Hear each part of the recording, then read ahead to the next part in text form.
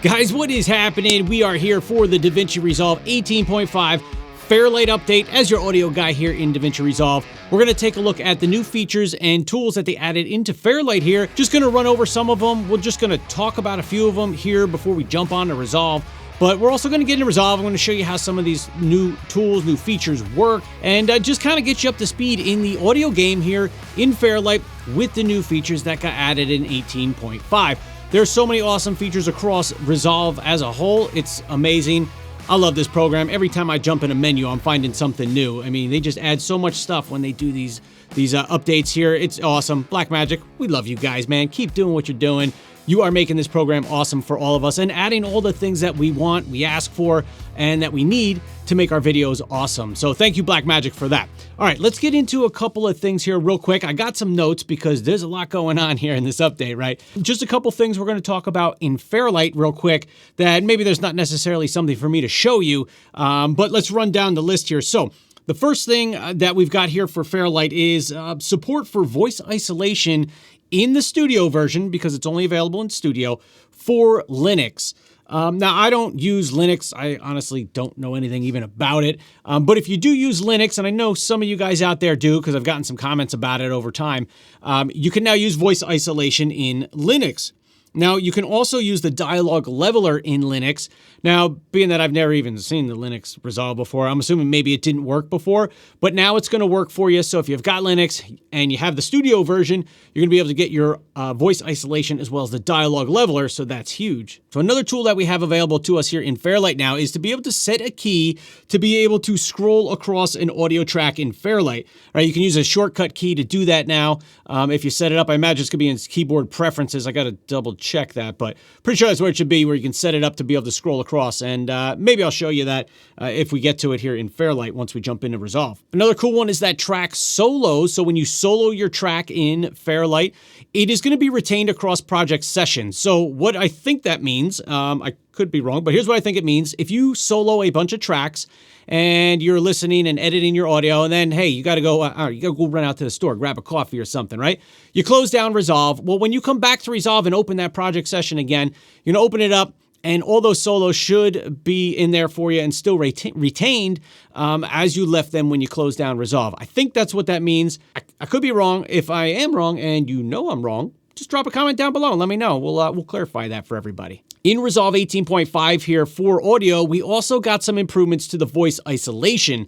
Now, I don't know specifically what changed. Maybe it's some algorithm stuff on the back end, but it's just going to give you better results and do a better job for you when you're trying to isolate the voice there in DaVinci Resolve. So I'm not surprised that they updated the voice isolation, and maybe the dialogue leveler will be updated soon as well, being that we had a first generation run with those two tools, and they're just going to keep making them better and better and better, and tweaking the algorithm or whatever it is that makes those things work. That's a little above my pay grade. I don't know how those work. I just know how to use them. Now, another thing that you guys might know about, I don't really know about this too much, is just an integration with Rewire. I'm not sure what that is, but if you use it, you know what it is.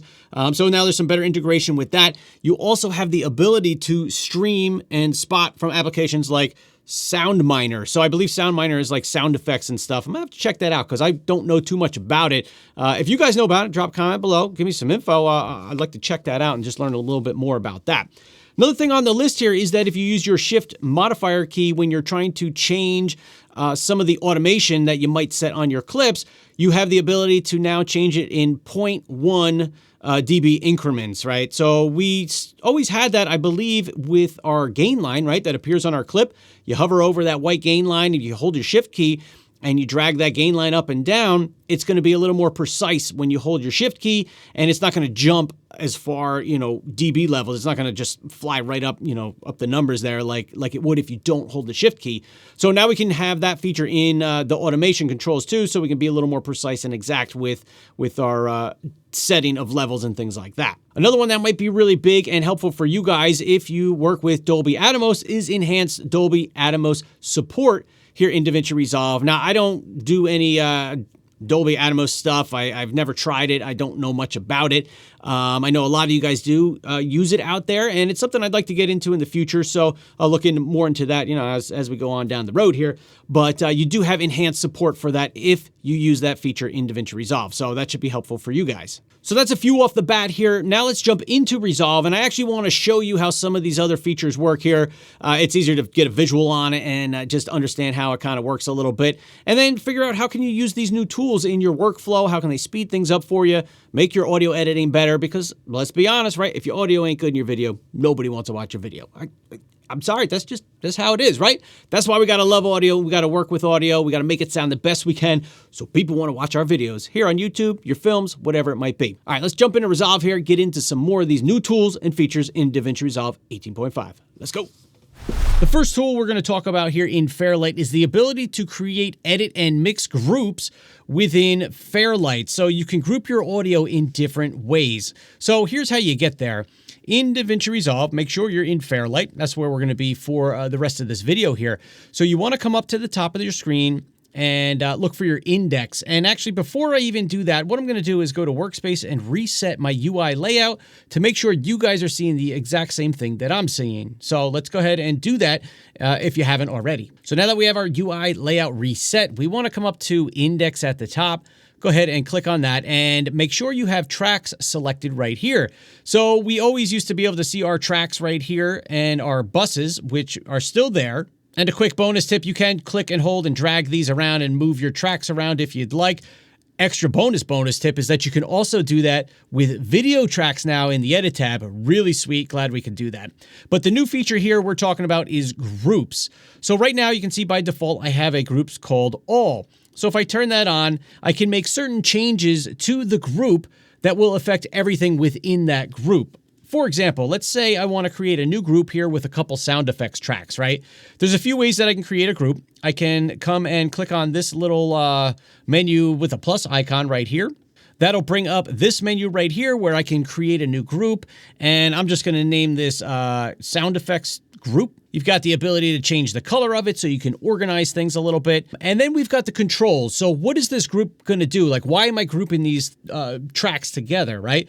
So you can allow the group to be affected by editing, which means cutting clips or removing clips, by adjusting the fader for one track inside of that group, and all the faders will adjust accordingly. Solo, mute, arm the track to record, the sends, and automation. So if any of these items are checked, when you go to adjust that item, for example, the fader, if you adjust it within the group, all the faders of everything in that group, all the tracks in that group are going to change. So let's just show you what I'm talking about here. So I'm just going to check them all on for now. And if you want this to be your default setting every time you create a group, you can go ahead and click Set as Default. And you can change any one of these to be however you want. So under Add Channels, let's say I want to pick sound effects 3, 7, 2, 4, and 5. Right? I'm going to use the Command key to select multiple tracks there, and then I'm going to use this guy. Boom, and it's going to add in those channels. So then I'm going to go ahead and hit Save. So now you notice in our group section here, we have SFX groups. We have sound effects groups, which I just created. Now, if I want to change any of the parameters of the group, I can click on this guy right here. It'll bring up that same menu, and I can make any adjustments. I can add tracks. I can remove tracks. I can change the controls of how the group works. You can do that there if you want to. You can also delete the group right there.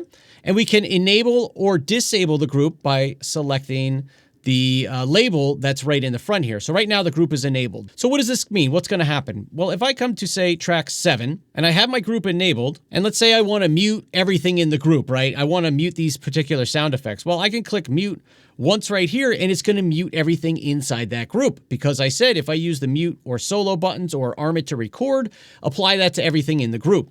Right now, this is only going to work if you have the group turned on. For example, if my group is turned off, now I hit solo, it works just like it always did before. You're only going to get that one track that's going to either solo or mute or whatever it might be. Now, if I turn the group back on, let's say I want to adjust the faders, right, for that particular group. So if I open up my my mixer a little bit here, get that little icon, there we go, drag you out.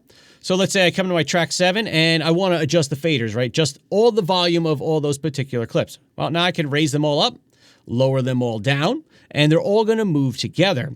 Now, another little tip here, let's say that if I turn off the group for a second here and I just change some of these faders, you know, the position of them a little bit. I have audio 3 there, drop that down. If I turn the group on and I choose any one of these faders now and I adjust it, notice they all move relative to each other. So whatever the initial settings were, it's going to hold those settings and just move them relative to each other, up or down based on how I'm adjusting the faders here.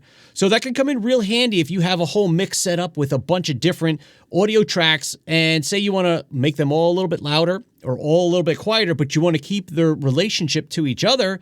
This is one way that you can do that. Now, you might be thinking, how is this different than a VCA, right? So if I scroll down in my mixer here, you see we've got VCAs, and you can also actually see your groups here. So if I come up to my 3 dots here, my 3-dot menu, and I come down to the bottom, we have Edit Mix Group. Go ahead and check that on. Scroll down a little more. Now you can see which tracks are part of this particular group that I've created. Now, VCAs are very similar to groups. We're putting everything in a group, but when you've got a VCA, all that's going to allow you to do is move faders. That's all you can do. Whereas when we have this new group and edit mix, or this edit mix group, I should say, we can adjust a whole bunch of other parameters. So again, if I come back to that menu, we can adjust, editing the faders, solo, mute, arm, sends, automation. We can adjust all that stuff. So it really depends on what are you trying to do with your tracks? What kind of flexibility do you want as far as which type of setup might you use? Now, one of the questions that I had with this new edit and mix group was, well, why wouldn't I just use a bus? I could just send all these things to a bus, right?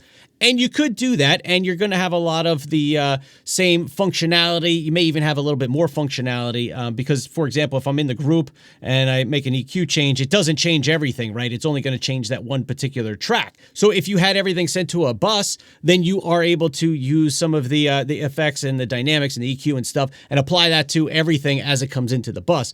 But where I think this new edit and mix group might come in handy is if you still want the ability to work together with things as a group for that certain set of functions that we have in our menu there when we set up the group.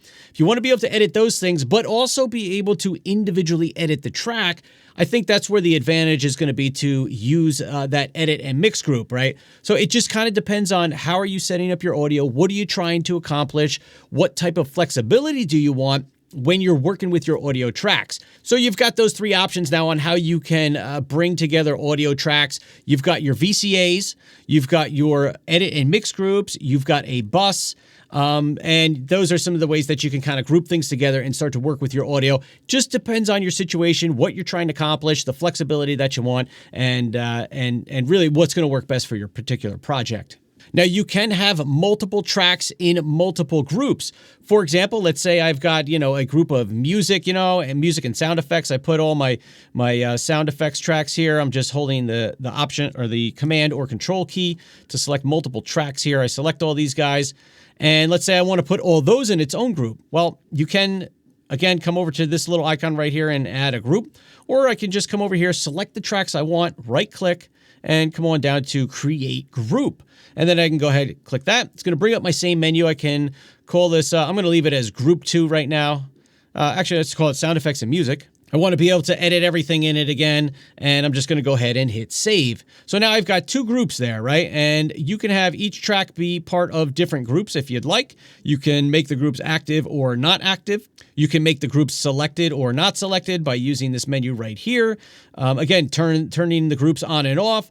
You've got lots of options here on how you can work with groups, and tracks can be included in multiple groups, which can be handy just for, organizing your tracks and figuring out how you want to edit your audio. So it can be super handy, but I think this is a really cool new feature here that if you work with a lot of audio tracks, a lot of dialogue, sound effects, things like that, it really gives you an opportunity to just organize things in a way that's going to make sense and work best for you on the project and in your particular workflow. So edit and mix groups, a really cool new feature here in Resolve 18.5. So being that we just mentioned some VCAs in here, there are some updates to VCAs if you want to use them and group them together. You can now nest a VCA inside of another VCA. Let me show you real quick.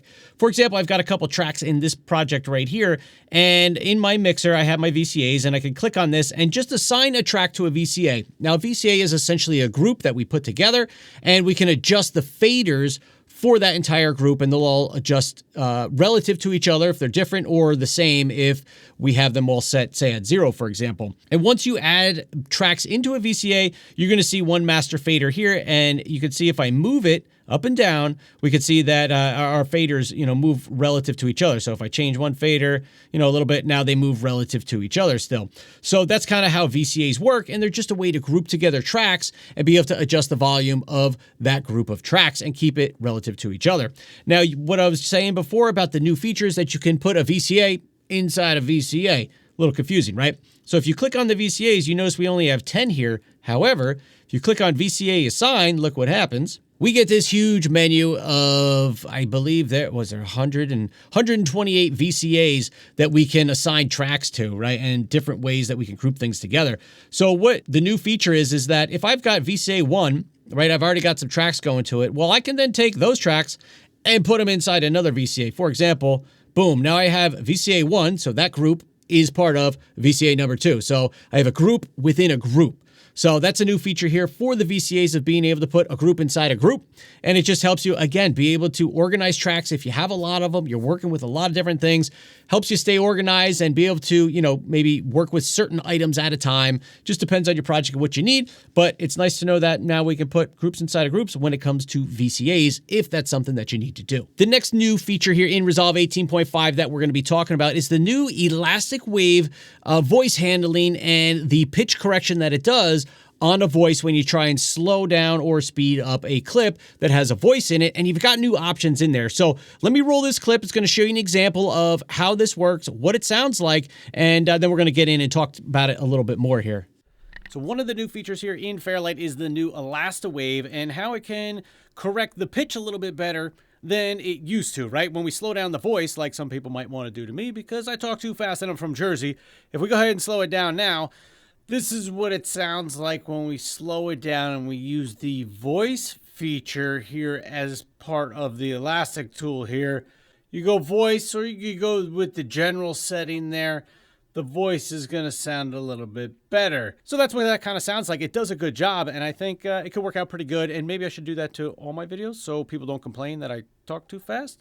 I'm from Jersey. Hey, what are you going to do? Huh? What are you going to do? All right, pretty cool, though. I like that new feature here in Fairlight. So you heard the example there about how it's working, and let's talk about the elastic tool and show you the options and what got added in 18.5 here. So looking at the screen, I've got that example you just saw in my timeline, and let's say you want to activate your elastic wave stretching or elastic wave tool. In order to do that, you're going to select your clip, you're going to right click on it, and you come down to elastic wave. Now, this used to be just like a turn it on, turn it off kind of thing, but now you've got more options in there for what you can do with that clip when you're using elastic wave. So you can set it to the voice or to general purpose. Now, I don't know if you guys noticed with that example, but when it's set on voice and you hear me talking, it sounds pretty good, right? The difference is when I put it on general purpose, I find what I hear in there is that there's almost a little bit of a distortion or a little bit of a tinny robotic-y kind of sound in there, right? I think when you use the voice selection here on the voice, it just does a better job of matching the pitch of what the voice should actually sound like. So let me just choose general purpose for right now and just show you what that's going to sound like. So once I turn it on, I select general purpose. Now we can see in the top corner of my clip here, we have elastic wave. So in order to stretch out the clip, in this case, I'm going to slow it down, zoom out a little here. If I come to the end of my clip and I hover and I get this symbol right here, all I have to do is click, hold, and drag, and that's going to change the speed of my clip and stretch it out. So if I stretch this guy out and we listen to it, here's what it sounds like. I'm from Jersey. Hey, what are you going to do? Huh? What are you going to do? All right, pretty cool, though. I like that. Let me stretch it out a little more. Now, it doesn't match up with the video because I'm only grabbing the audio here. I would stretch out the video separately, but this is what it sounds like with the general option selected. So listen for that like kind of robotic-y, metal-y, metallic, tinny kind of sound, and then we're going to change it to the voice option, and you can see how much better that sounds. So here's what we got. I'm from Jersey. Hey, what are you going to do? Huh? What are you going to do? All right.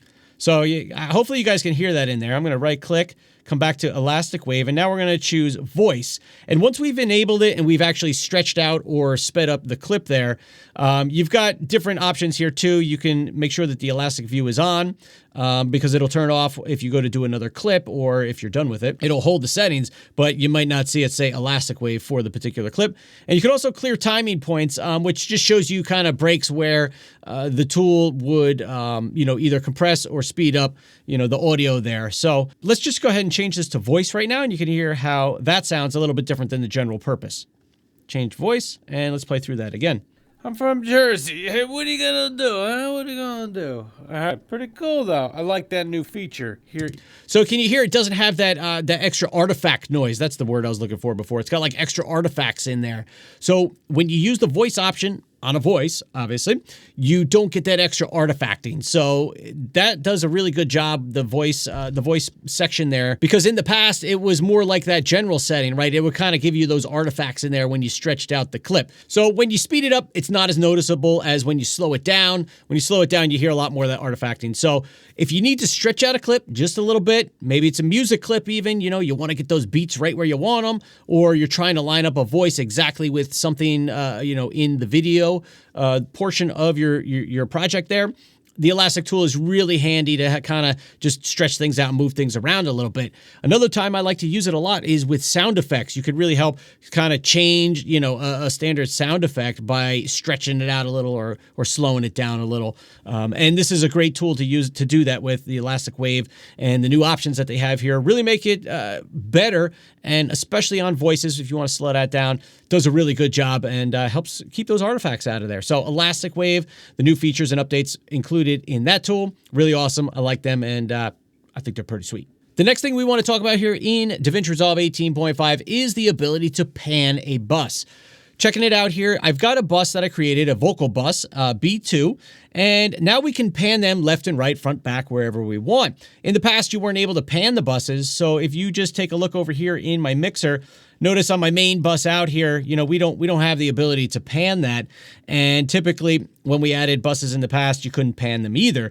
Well, now with my vocal bus right here, we do get the pan window. We can click this guy, drag it to the front, back, left, right, wherever you want it to go, center. You've got the ability to pan it wherever you want. So that's a nice feature to have, because if I'm putting together, I don't know, a group of instruments or sound effects that I want panned to one side, instead of going through individually and panning them, I can put them in a bus, pan them to the one side, boom, you're good to go. And you can use that pan in a bus now, which is just another way that we can work with our audio, and another tool that we have in our pocket here to just make our audio editing a little bit easier. So it depends on your project if you might be able to use that or not, but it's nice to have the option there to be able to pan your bus. The next cool one that we have here that works in Fairlight, Cut, and the Edit tab is to select all of the clips that are under the playhead. Here's how it works. In Resolve here, let's say I put my playhead right here, and I want to select all of these clips that are in a line underneath my playhead. So put your playhead wherever you want, and again, this works in Fairlight, Cut, and the Edit tab. Come on up to Trim, and then right here, you've got Select All Clips under the playhead. Hit that, boom, and it's going to select everything that the playhead is touching. Then you can grab it, move it, and do whatever you want with it. Now, there is a keyboard shortcut for it from what I read in the Resolve manual, and on a Mac, it's Shift Option V. However, that's not assigned on my version of Resolve here. I don't know why. I'm assuming I can go into keyboard customization and assign that. So on a PC, it would probably be, instead of option, it would be Shift Alt V. Should work. But like I said, in mine, that didn't work. I don't know if that's just because it's a beta thing, but that should be the shortcut once, the final version comes out there, and I'm sure you can set it in keyboard customization. But for now, if you just go to Trim and then select all clips under Playhead, you can even see it doesn't have anything assigned right here. It should tell me the keyboard shortcut if it was assigned, but that's how you could do it, and that makes it handy if you need to grab the clips that are under the Playhead. The last Fairlight update that I've got for you here in 18.5 is something that probably most of you don't use much, and I don't either. I had to actually kind of look into it a little bit to see what it was about, and that is the ability to designate tracks or bus monitor sources in the index and tracks menu. So check this out real quick. So if I'm in Fairlight, we've got index right here. Open that up. We're in the tracks section, and here I've got all of my tracks as well as any buses. In this case, I just have one bus. So if I scroll over here, you notice there's a section called Monitor, and right now, bus 1, which is my main output, is the only one that's checked on. So if I check on, say, a couple of these other guys here, what this is going to allow me to do is use any one of these channels or other buses as a way to monitor the audio. So if I come over to the right-hand side of Fairlight here, you see it says bus 1 to auto. Well, when we have more than just that bus 1 checked on with those monitoring settings, we can click this little drop down and choose a different way to monitor our audio here. Now, I've got to be honest, I don't know too much about this. For me, it's always on bus 1 and it's set to auto. If you have multiple buses, sometimes it might change, and that's why you might not have audio in DaVinci Resolve. For example, if I select FSX 2, sound effects 2, and then I play through my clip here, we're only hearing sound effects 2, the track, and that's it, right? But if we want to hear everything, we need to have our main one out selected. And then the output is on auto here, which my default settings in Resolve is to, my audio interface for my headphones or my studio monitors. So you've got the ability to just monitor one particular track or bus if you want, just to help kind of keep things organized. Again, it's a different way of, instead of muting tracks or doing other things, it's just another tool that you can use to kind of help isolate things and then work with them individually here in Fairlight. Guys, there you have it. Awesome new features here in Fairlight DaVinci Resolve 18.5. Again, it's still in beta, so if you're not too sure about upgrading because you like to wait until the full release is out, by all means, definitely wait, hold on it. But check out these videos that me and a lot of the other DaVinci Resolve YouTubers are putting out just to get up to speed on the new features and tools. Think about how you can use some of these things because they all help speed up our workflow and enhance the way that we can work on our projects. But if you do decide to upgrade to that beta version, back up your database. I feel like I'm going to be saying this for a while. Always back up your database. So that way, if something happens, you got that backup, you're good to go. You don't lose all your projects that are in your database. And another little tip here is that when you first open DaVinci Resolve 18.5, it's not going to upgrade your database like when we go full versions, right, from 17 to 18, but it is going to ask you to upgrade your project, and it is not backwards compatible. Super important that you guys know that you can't go backwards with your project. So if you open a project you're working on in 18.5, and then you're like, it's a little shaky, I think I want to go back to 18.4, no bueno, you can't do that. You can't go backwards with your project once you upgrade it. That's more of a reason to make sure that you back up that database before you go ahead and upgrade to version 15. That way, if anything happens, you got that whole database from 18.4, you're good to go. You don't got to worry about anything, but make sure you back up that database with all your projects so you're safe. Better safe than sorry, right? And you're good to go. So with that said, guys, let me know what your favorite new feature is here in Fairlight. I like all of them. Let's be honest, I like all of them. And now that we've got Fairlight covered, I'm going to be jumping into the rest of Resolve here and check out some of these other cool tools. I keep finding stuff in little menus here and there. A lot of awesome stuff here. So yeah, let's go back to digging into Resolve here and figure out what these cool new tools, features, and all this fun stuff is here in Resolve 18. And with that said, I will see you guys in the next video real soon. All right, guys, we'll see you. Peace.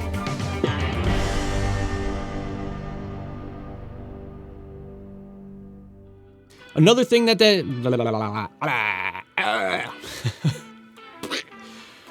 voice isolation and dialogue leveler, well, not dialogue leveler, another big one for a lot of you guys might be Dolby Atmos. All right, let's jump into Resolve, get into some more of these new. All right, let's jump into Resolve here.